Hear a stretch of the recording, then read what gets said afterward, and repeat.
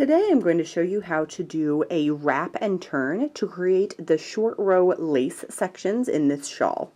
So the way that the short row lace is going to work is we are actually putting these little triangles of extra fabric in for each lace panel, and that creates the unusual shape of this shawl. So not only are you increasing along one edge, you're actually putting a little triangle of extra fabric in at each one of these lace panels as well.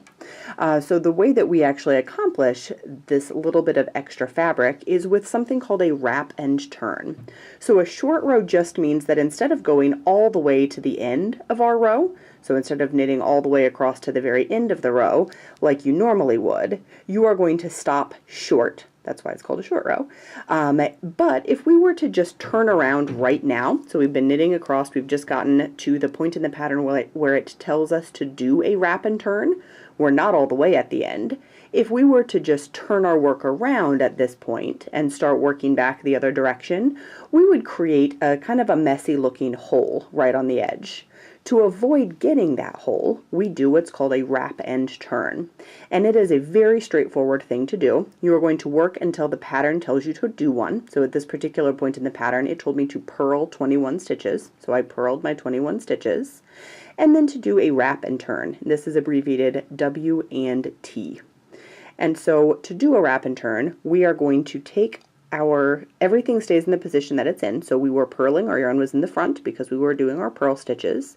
We are going to slip one stitch purlwise. So I'm going to put my right hand needle in as if I was going to do a purl stitch, and I'm going to just slip it across. And now I'm going to change the position of my yarn. I'm going to take it from where it is, in this case in the front, and I'm going to put it to the other position, in this case to the back. If we were knitting and our yarn was in the back, we would do this in reverse. So we put the yarn in the other position, and then we're going to take that stitch that we just slipped, and we are going to put it back onto the needle that it came off of. And we are going to return the yarn to its original position. So we started in the front, we moved it to the back, now we are bringing it back to the front again. And that was the wrap. Now the turn. You're just going to switch which needle is in which hand.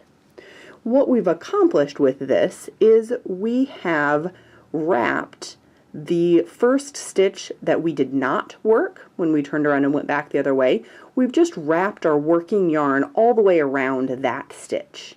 That cinches it closed and means that a hole cannot develop there to look sloppy. So it makes a neater and tidier way to turn around. That's the wrap and turn.